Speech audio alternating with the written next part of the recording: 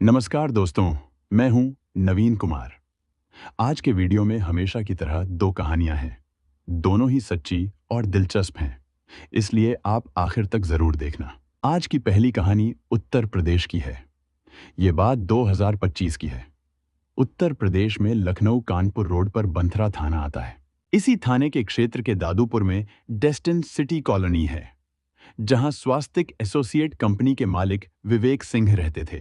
उनकी कंपनी गाड़ियों की रिकवरी का काम करती थी। 9 सितंबर की सुबह विवेक सिंह के घर काम करने वाली नौकरानी संगम थारू दफ्तर की सफाई करने गई। जब वह दूसरे कमरे में पहुंची तो उसने देखा कि वहां कुणाल की लाश पड़ी है। बेड के चारों ओर खून फैला हुआ था। ये देखकर वह डर गई और घबराकर कांपने लगी। वह तुरंत भागती हुई विवेक सिंह के घर पहुंची और उन्हें बताया कि कुणाल की हत्या हो गई है। विवेक सिंह ने जैसे ही हत्या की खबर सुनी, उन्होंने बिना समय गवाए कुणाल के भाई सौरभ शुक्ला को साथ लिया और तुरंत कंपनी के ऑफिस पहुंच गए। वहां पहुंचते ही उन्होंने पुलिस को फोन कर घटना की जानकारी दी। सूचना मिलते ही बंथरा थाने के एसएचओ राजेश कुमार सिंह अपनी टीम के साथ मौके पर पहुंचे। थोड़ी देर बाद डीसीपी निपुण अग्रवाल और एसीपी विकास कुमार पांडे भी वहां आ गए। उन्होंने स्वास्तिक एसोसिएट कंपनी के दफ्तर का बारीकी से निरीक्षण किया। कुणाल का शव खून से लथपथ बेड पर पड़ा था। एसएचओ राजेश कुमार सिंह की टीम ने ऑफिस में लगे सीसीटीवी कैमरों की जांच की। कुछ कैमरे गायब थे, जबकि कुछ टूटे फूटे और बिखरे हुए मिले। यह देखकर पुलिस को अंदाजा हो गया कि हत्यारा बहुत चालाक है और उसने जानबूझकर सबूत मिटाने की कोशिश की है। हत्या की सच्चाई जानने के लिए पुलिस ने सबसे पहले घटनास्थल की पूरी जांच की और फिर कंपनी के कर्मचारियों से पूछताछ शुरू की, लेकिन किसी के पास कोई पक्की जानकारी नहीं थी। कुणाल के बड़े भाई सौरभ सिंह को मौके पर बुलाकर शव दिखाया गया। शव देखकर साफ लग रहा था कि कुणाल की आंखों पर बुरी तरह वार किया गया था। वे बुरी तरह कुचली हुई थीं। पुलिस को वहां कुणाल का मोबाइल फोन भी नहीं मिला। पूरा हाल देखकर पुलिस को शक हुआ कि कंपनी के ही किसी अंदर के व्यक्ति ने हत्यारे की मदद की होगी। जांच के दौरान कर्मचारियों ने बताया कि कुणाल ऑफिस में बने कमरे में ही सोया करता था। वह हर रात दरवाजा अंदर से बंद कर लेता था, लेकिन हो सकता है कि वारदात वाली रात उसने ज्यादा शराब पी ली हो और बिना दरवाजा बंद किए ही बेड पर जाकर सो गया हो। फॉरेंसिक टीम के साथ पुलिस ने जांच आगे बढ़ाई। ऑफिस के बगल में खाली पड़े प्लॉट से खून से सनी एक लोहे की रॉड बरामद की गई। पास की झाड़ियों में पुलिस को सीसीटीवी कैमरा और उसका डीवीआर भी मिल गया। घटनास्थल पर पंचनामा करने से पहले कुणाल की मां को शव को ठीक से देखने नहीं दिया गया, क्योंकि उसका चेहरा बहुत बुरी तरह से कुचला हुआ था। देखकर कोई भी विचलित हो जाता। जांच के दौरान पता चला कि शाम को ऑफिस बंद करने के बाद कुणाल, विवेक और वसीम खान अक्सर ऑफिस में ही बैठकर खाने पीने की पार्टी करते थे। कुणाल अक्सर घर नहीं जाता था और ऑफिस के कमरे में ही सो जाता था। पुलिस को शक हुआ कि कुणाल की हत्या रिकवरी के काम से जुड़े किसी विवाद में की गई है। बंथरा के डेस्टिनी कॉलोनी का रहने वाला 26 साल का कुणाल शुक्ला स्वास्तिक एसोसिएट्स में रिकवरी एजेंट के तौर पर काम करता था। लोगों के अनुसार विवेक और कुणाल के बीच लेन देन को लेकर अक्सर बहस होती रहती थी। यहां तक कि पार्टी के दौरान भी दोनों के बीच कई बार झगड़े हो चुके थे। इन सभी बातों को देखते हुए पुलिस ने अंदाजा लगाया कि कुणाल की हत्या रंजिश के चलते की गई होगी। पुलिस ने आगे की जांच के लिए कुणाल और विवेक दोनों के मोबाइल नंबरों की कॉल डिटेल्स निकलवाईं। शुरुआती जांच में यह साफ हो गया कि कुणाल के सिर पर किसी भारी चीज से वार करके उसकी हत्या की गई थी। कुणाल के बड़े भाई सौरभ सिंह ने इस मामले में अज्ञात व्यक्ति के खिलाफ तहरीर दी, जिसके आधार पर पुलिस ने बीएनएस की संबंधित धाराओं में मुकदमा दर्ज कर आगे की जांच शुरू की।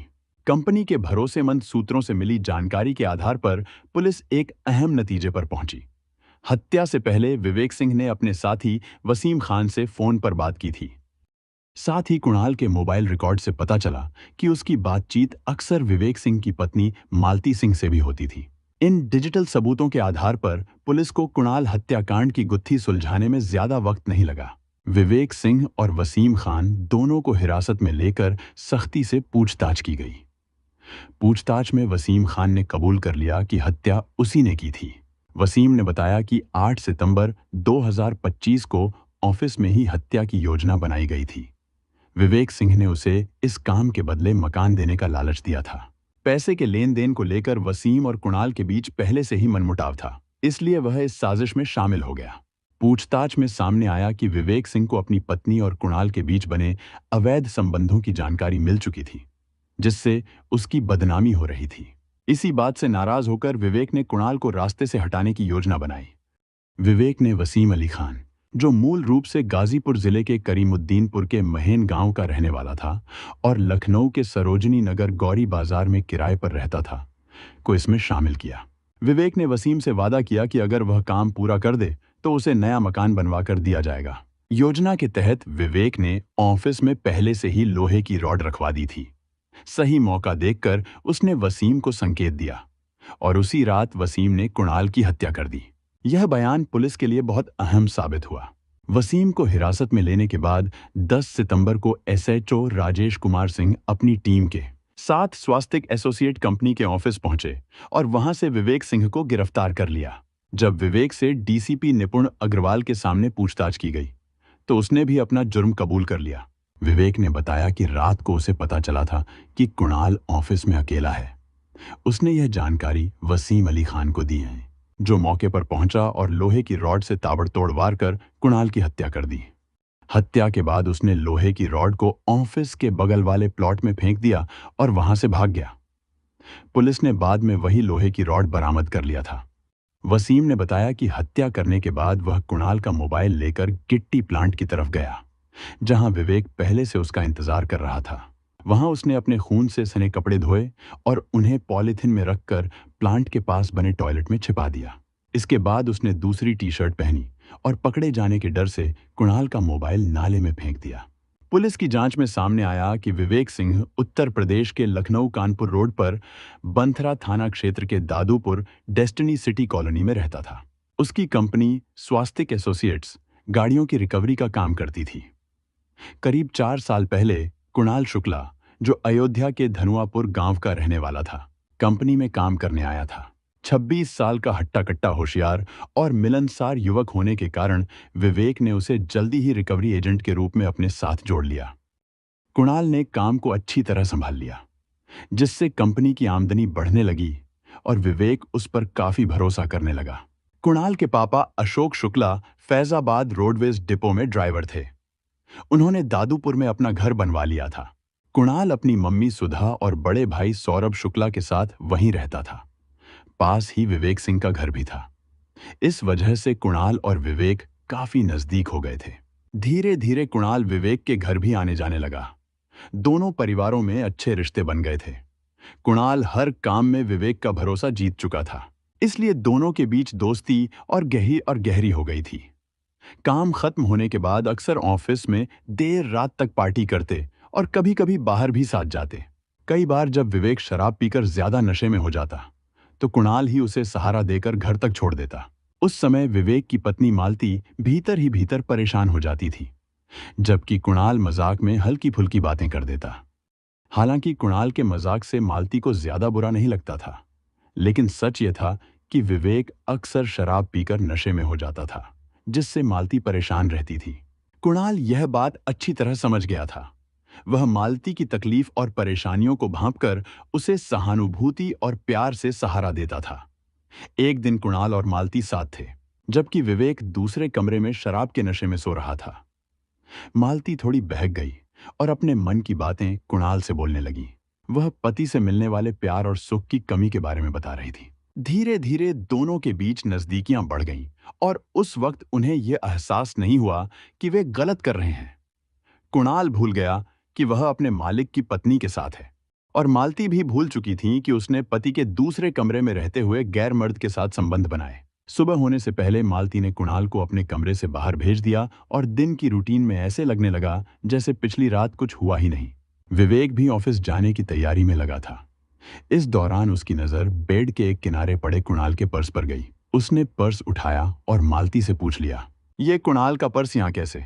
मालती ने बड़ी आसानी से जवाब दिया, "तुम तो नशे में थे और मुझसे पूछ रहे हो। कल रात तुम्हें नशे की हालत में यहीं छोड़ दिया था, तभी उसका पर्स यहाँ गिर गया। मैंने ही उसे बेड पर रख दिया ताकि वापस कर सको। ले जाओ, वापस कर देना।" मालती ने रात की सारी बातें छुपा दी और विवेक ने भी पर्स को देखकर ज्यादा ध्यान नहीं दिया। एक बार जब कुणाल और मालती एक दूसरे के करीब आए तो उनके बीच की हिचकिचाहट और शर्म की सीमा खत्म हो गई। मालती जब चाहती कुणाल को बुला लेती और कुणाल भी इस बात की ताक में रहने लगा कि कब विवेक किसी काम के लिए शहर से बाहर जाएगा। उनका रिश्ता धीरे धीरे छुप छुप कर चलता रहा, लेकिन वे लंबे समय तक विवेक की नजरों से नहीं बच सके। मालती के बदलते व्यवहार और कुछ बातों से विवेक को शक हुआ। उसने चुपके से देखा और सब समझ गया।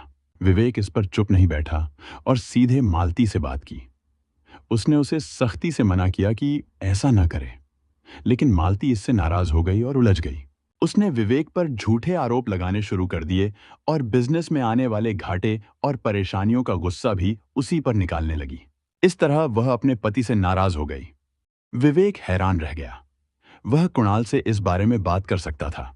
कुणाल से विवेक का पैसों के लेन देन का भी झगड़ा था। वह जानता था कि अगर उसने अपनी पत्नी के साथ कुणाल के अवैध संबंधों के बारे में बात की तो उसे बहुत सारा पैसा गंवाना पड़ सकता है। इस बात ने उसे तनाव में डाल दिया। वह समझ नहीं पा रहा था कि अब क्या करे और क्या न करे। दूसरी तरफ कुणाल का विवेक की पत्नी का मिलना जुलना ज्यादा हो रहा था। इस सब को भूलने के लिए विवेक दिन रात शराब पीने लगा। घर पर जब होश में होता तो अक्सर पत्नी से झगड़ा हो जाता। उसके दिमाग पर चारों तरफ दबाव था। उसने पत्नी से भी बात करने की कोशिश की और कुणाल को इशारों इशारों में समझाने की कोशिश की, लेकिन कोई फायदा नहीं हुआ। आखिरकार विवेक ने कुणाल के खिलाफ कदम उठाने का फैसला किया। उसने अपने कर्मचारी वसीम अली खान को पूरी योजना समझाई और कहा, अगर तू मेरा काम कर देगा तो बदले में मैं तुझे 100 गज का फ्लैट दे दूंगा। वसीम ने सब ठीक से समझा और हामी भर दी। उस दिन 8 सितंबर को विवेक के ऑफिस में शराब की पार्टी चल रही थी। उस दिन केबिन में वसीम नहीं बल्कि कुणाल शुक्ला था। कुणाल नशे में आधा बेहोश था, जबकि विवेक होश में था। आमतौर पर जब दोनों साथ में शराब पीते तो ज्यादा नशे में विवेक को कुणाल सहारा देकर घर तक पहुंचाता था, लेकिन उस रात उल्टा हुआ। कुणाल ही ज्यादा नशे में था और उसे घर पहुंचाने के लिए सहारे की जरूरत थी। विवेक ने कुणाल को सहारा देकर बेडरूम में सुला दिया। ज्यादा नशे में होने की वजह से कुणाल तुरंत सो गया। रात के 11 बज चुके थे। तब विवेक अपने घर चला गया। जाने से पहले उसने वसीम को फोन कर बताया कि कुणाल ऑफिस के बेडरूम में सो रहा है। असल में कुणाल को ज्यादा शराब पिलाना और उसे नशे की हालत में बेडरूम में सुला देना, यह सब विवेक की पहले से बनाई योजना का हिस्सा था। प्लान के मुताबिक जैसे ही वसीम को विवेक की कॉल मिली, वह तुरंत तैयार हो गया। वह समझ गया कि अब काम शुरू करना है।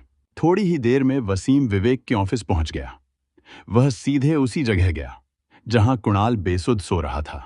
कुणाल शराब के नशे में गहरी नींद में खर्राटे ले रहा था। वसीम ने कमरे में इधर उधर नजर दौड़ाई। उसकी नजर उस लोहे की रॉड पर गई जिसे उसने एक दिन पहले कोने में छिपा दिया था। उसके दिमाग में कई बातें एक साथ कौंध गईं। फ्लैट, सोता हुआ कुणाल और विवेक का मायूस चेहरा उसके दिमाग में तैरने लगे। साथ ही उसे अपनी सुरक्षा, पुलिस और कानून का भी डर लगा। फिर उसकी नजर कमरे के अंदर लगे सीसीटीवी कैमरे पर गई। उसने पहले कैमरा हटाया और फिर उसका डीवीआर भी हटा दिया। थोड़ी देर के लिए उसे राहत की सांस मिली।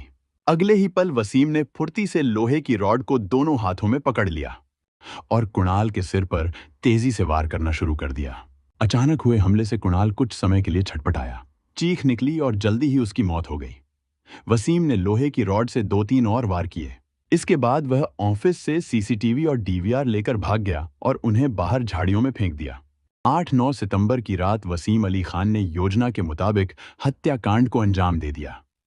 उसने बचने के तरीके भी अपनाए, लेकिन पुलिस की गहन जांच और कानून के लंबे हाथों से वह बच नहीं पाया।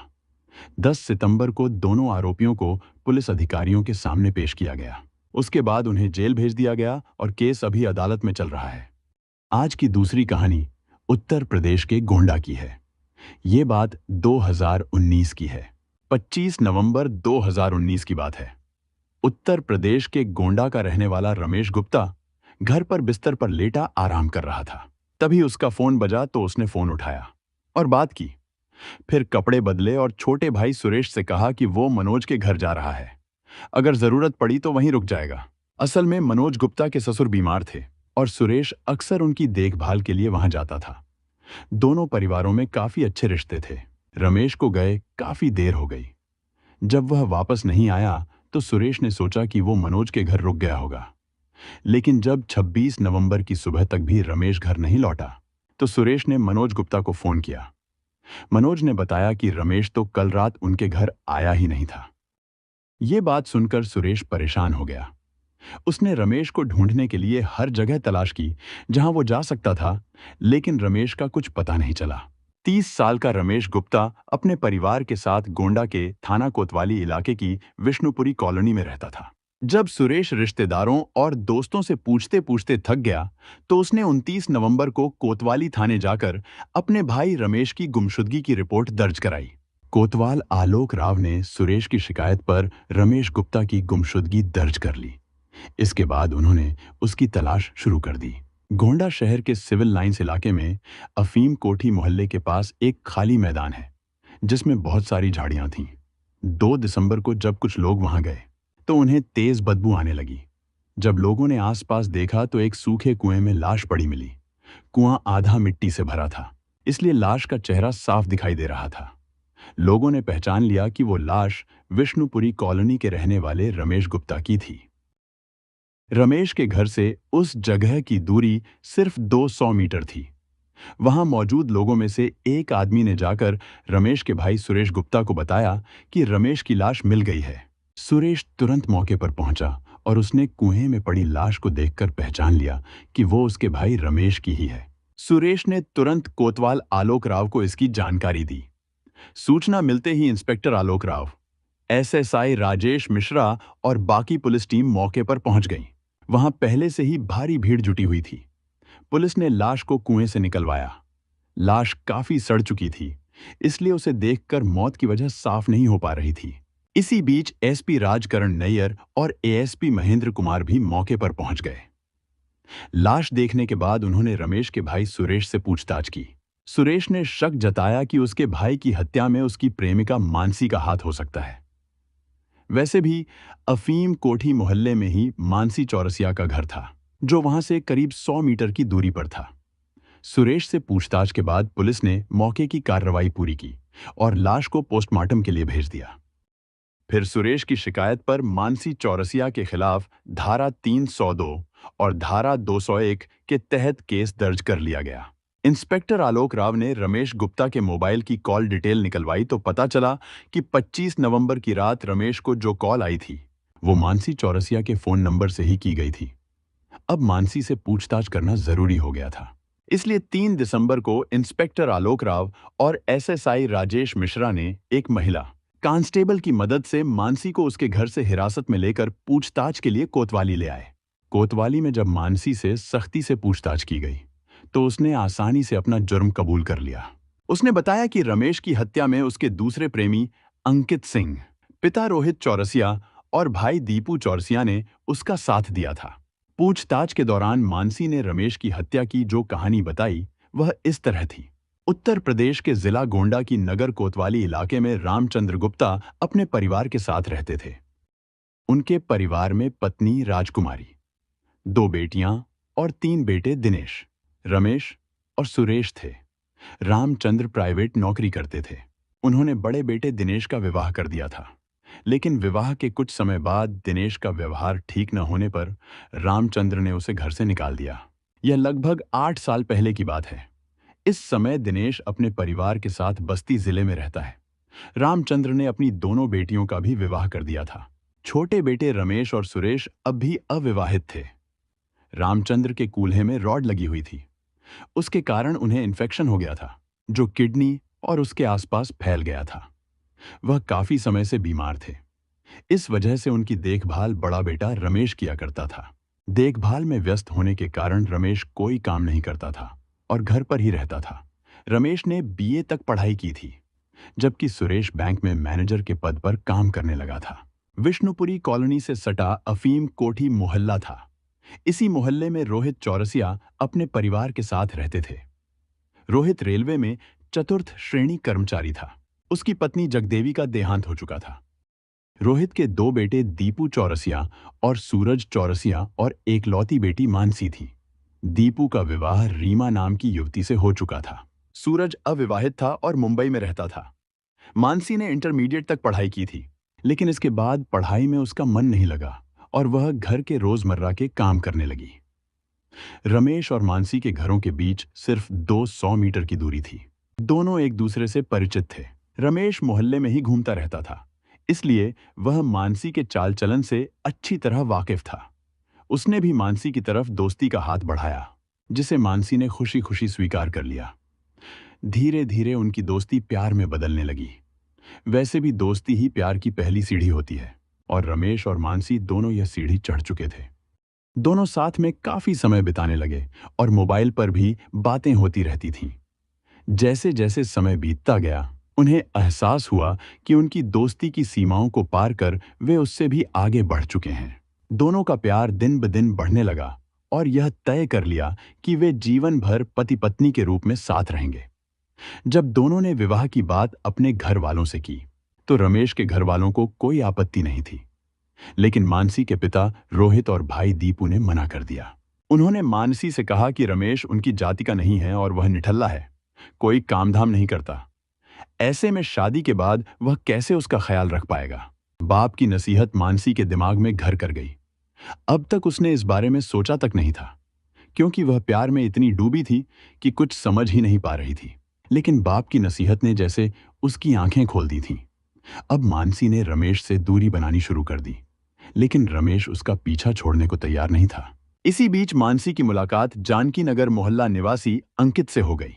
अंकित अच्छा कमाता था और रमेश के मुकाबले हर लिहाज से मानसी को ज्यादा अच्छा लगा। दोनों की मुलाकातें दिन ब दिन बढ़ने लगीं और उनके बीच की दूरी कम होती गई। मानसी अंकित के साथ बहुत खुश थी। रमेश ने देखा कि मानसी उससे दूरी बनाने लगी है। उसे अच्छा नहीं लगा और उसने जानने की कोशिश की कि ऐसा क्यों कर रही है। जल्द ही उसके सामने हकीकत आ गई। रमेश को लगा कि मानसी ने दूसरा प्रेमी मिलते ही उससे किनारा कर लिया है। यह बात उसके दिमाग में बार बार घूम रही थी और वह इसे बर्दाश्त नहीं कर पा रहा था। रमेश ने तय कर लिया था कि वह किसी भी हाल में मानसी को पाएगा। एक दिन रमेश ने मानसी से मिलकर उसे समझाने की कोशिश की, लेकिन मानसी नहीं मानी। उसने रमेश से कहा कि उसके परिवार वाले उससे शादी करने को तैयार नहीं हैं और वह अपने परिवार के खिलाफ नहीं जा सकती। इस पर रमेश ने सीधे कहा कि ऐसे में तुम्हें अपने घर वालों को मनाना चाहिए था, लेकिन तुमने तो दूसरा प्रेमी ही ढूंढ लिया। यह सही नहीं था। मानसी को न मानते देख रमेश ने उसे धमकाया कि अगर उसने उसे छोड़कर किसी और को चुना तो उसके पास जो अश्लील फोटो हैं, उन्हें वह वायरल कर देगा। रमेश की यह धमकी सुनकर मानसी डर गई, लेकिन उसने हिम्मत दिखाते हुए कह दिया कि अब वह रमेश की नहीं हो सकती। इसके बाद मानसी के दिमाग में यही घर कर गया कि कहीं रमेश उसके अश्लील फोटो वायरल न कर दे। वह इसी डर में जी रही थी, इसलिए उसने ठान लिया कि रमेश को सबक सिखाना ही होगा। मानसी ने अपने दूसरे प्रेमी अंकित से कहा कि कुछ दिन पहले रमेश ने धोखे से उसके कुछ अश्लील फोटो खींच लिए थे और उन्हें दिखाकर वह उसे ब्लैकमेल कर रहा है। मानसी ने कहा कि उसे रोकने का एक ही तरीका है, रमेश को मार देना। अंकित ने भी इस काम में उसका साथ देने को हामी भर दी। दोनों ने सोचा समझा कि कहां और कैसे करना है। फिर उन्हें लगा कि वे दोनों अकेले यह काम ठीक से नहीं कर पाएंगे, इसलिए मानसी ने एक और रास्ता निकाला। उसने अपने पिता रोहित चौरसिया और भाई दीपू को साथ में लेकर यह काम करवाने का फैसला किया। योजना के मुताबिक मानसी रो रोकर अपने पिता और भाई से कहने लगी कि रमेश के पास उसके कुछ अश्लील फोटो हैं और वह उन्हें वायरल कर उसकी जिंदगी बर्बाद कर देगा। यह सुनकर रोहित और दीपू को मानसी और रमेश पर गुस्सा आ गया, लेकिन पहले उन्हें रमेश को देखना था, क्योंकि उनके लिए मानसी की इज्जत यानी परिवार की इज्जत पहले थी। इज्जत बचाने के लिए पिता और भाई रमेश को सबक सिखाने को तैयार हो गए। तब मानसी ने उन्हें बताया कि इस काम में उसका दोस्त अंकित भी मदद करेगा। इसके बाद एक दिन मानसी ने अंकित को घर बुला लिया। फिर सबने मिलकर रमेश को ठिकाने लगाने की योजना बनाई। 25 नवंबर को मानसी के भाई दीपू की पत्नी रीमा अपने मायके गई हुई थी। योजना के मुताबिक रात 10:30 बजे मानसी ने फोन कर रमेश को अपने घर बुलाया। रमेश अपने भाई सुरेश से घर के सामने रहने वाले मनोज गुप्ता के यहां जाने की बात कहकर निकला और सीधे मानसी के घर पहुंच गया। वहां मानसी, उसके पिता रोहित, भाई दीपू और अंकित मौजूद थे। रमेश के आने पर सबने पहले उसे शराब पिलाई। शराब में पहले से जहरीला पदार्थ मिला हुआ था। जहर का असर दिखने लगा तो रमेश की हालत बिगड़ने लगी। जब वह उठकर जाने की कोशिश करने लगा, सबने मिलकर उसे दबोच लिया और गला दबाकर मार दिया। रमेश को मौत की नींद सुलाने के बाद रात 1 बजे उसकी लाश अपने घर के पीछे झाड़ियों से ढके खाली मैदान में बने सूखे कुएं में डाल दी गई।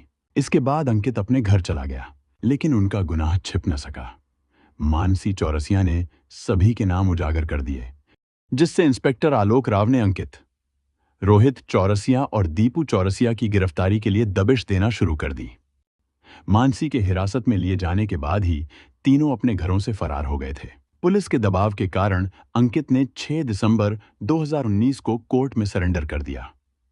8 दिसंबर को इंस्पेक्टर राव ने दीपू चौरसिया को गिरफ्तार कर लिया। आवश्यक लिखापढ़ी के बाद अभियुक्तों को न्यायालय में पेश किया गया और फिर जेल भेज दिया गया। अगर इस पूरे मामले को ध्यान से देखा जाए तो हत्या टल सकती थी। अगर शुरुआत में ही किसी ने समझदारी से काम लिया होता। रमेश को अपने गुस्से और जिद पर काबू रखना चाहिए था। प्यार में इनकार मिलना दर्दनाक होता है, लेकिन किसी को धमकाना या बदला लेना कभी समाधान नहीं होता। अगर वह मानसी की बात समझकर पीछे हट जाता तो उसकी जान बच सकती थी। मानसी को रमेश की धमकी की बात अपने परिवार या पुलिस को बतानी चाहिए थी। कानूनी रास्ता अपनाकर वह अपनी सुरक्षा कर सकती थी, बजाय इसके कि उसने हत्या जैसी खतरनाक योजना बना ली। मानसी के पिता और भाई को यह समझना चाहिए था कि हत्या से इज्जत नहीं बचती, बल्कि पूरा परिवार बदनाम और बर्बाद हो जाता है। उन्हें बेटी को समझाना चाहिए था, न कि उसके कहने पर किसी की जान लेने निकल पड़ना चाहिए था। अंकित को भी मानसी को सही सलाह देनी चाहिए थी। अगर वह उसे समझाता कि पुलिस या कोर्ट की मदद ली जा सकती है, तो एक निर्दोष की जान नहीं जाती और न ही 4 जिंदगियां जेल में सड़ती। किसी भी रिश्ते में अगर धोखा, धमकी या डर की स्थिति बनती है, तो कानून और बातचीत ही सबसे सही रास्ता है। बदले की भावना में किया गया कोई भी कदम न सिर्फ अपराध बनता है, बल्कि जिंदगी भर का पछतावा भी छोड़ जाता है। हमारा उद्देश्य यह है कि लोग इन घटनाओं से सीखें और गलत रास्तों पर चलने से बचें। यह कहानी एक अहम चेतावनी है, जो हमें बताती है कि जीवन में सही फैसले लेना कितना जरूरी है। हमें मिलकर एक बेहतर समाज बनाने की कोशिश करनी चाहिए, जहां प्यार और ईमानदारी की अहमियत हो। ऐसी सच्ची घटनाओं और उनसे मिले संदेशों के साथ मैं फिर लौट कर आऊंगा। तब तक के लिए सुरक्षित रहें, सतर्क रहें और याद रखें कि हर कदम सोच समझकर उठाएं।